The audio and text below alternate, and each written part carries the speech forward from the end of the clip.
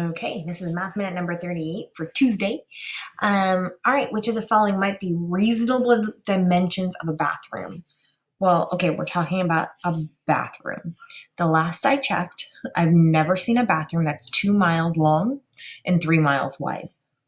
I've never even seen a house that large, so not even like a palace. So I think we can get rid of B. 40 inches is about 3 feet, a little bit more. It's 3 feet, 4 inches. And 30 inches is just it's 2.5 feet. So you're talking about, this paper is 11 inches long. So you're talking about a bathroom that's 3 pages long and about 4 pages wide. Yeah, that's that. Potentially if we were talking about a porta potty, but I'm pretty sure we're not. So it's not going to be A. It's going to, just by process of elimination, B, C. And this is probably more realistic, especially if you have a bathtub and a shower and everything else in your bathroom. Number 2, which set of shapes shows 2 figures that are congruent? Remember that congruent means same size and same shape. Okay, so we're looking for D because these are both the same size and the same shape. And in fact, they're facing the same direction, so that makes that a lot easier to determine. Number 3, what fraction should be next in the sequence? And they're all over 12. So I'm going to go ahead and just use this as my fraction sign there. So I'm going to assume that there's going to be 12ths as well. And then we're going by odd numbers. So 1, 3, 5, and 7. So 7 twelfths. Number 4, we're multiplying. When we're multiplying fractions, we're just going to multiply across the numerators and multiply across the denominators to get our final answer. 1 times 3 is 3. 3 times 5 is 15. 2 times 4 is 8. 8 times 6 is 48. So I have 15 48ths. Looking at number 5, what percent of the grid is shaded? I have 1 column shaded. That's 10 out of the 100, or 10 per 100, or 10%.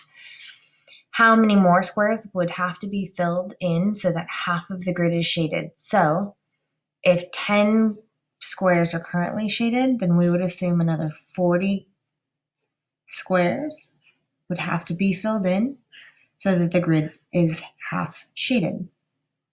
Now notice it said how many more squares, not what percentage of squares. So we're just going to say 40 squares.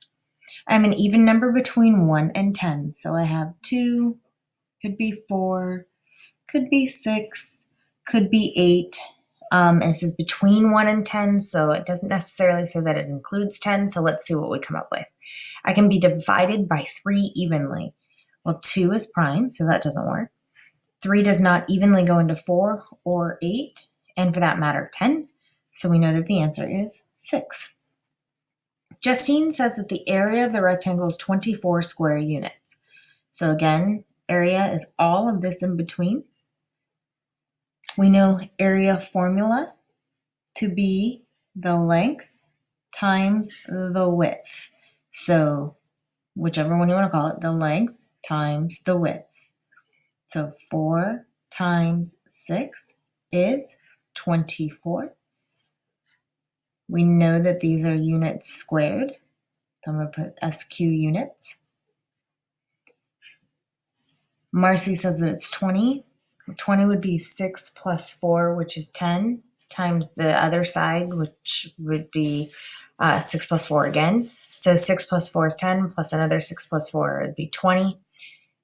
Marcy's coming up with the perimeter, not the area. It is Justine who is correct in this particular case. Number 9 is simple, straightforward multiplication represented in multiple ways. 7 times 7 is 49. 8 times 8 is 64. And 6 times 6 is 36. Just a quick reminder, 7 times 7 is the same as 7 squared. 8 times 8 is the same as 8 squared, and 6 times 6 is the same as 6 squared. 7 divided by 7 tenths.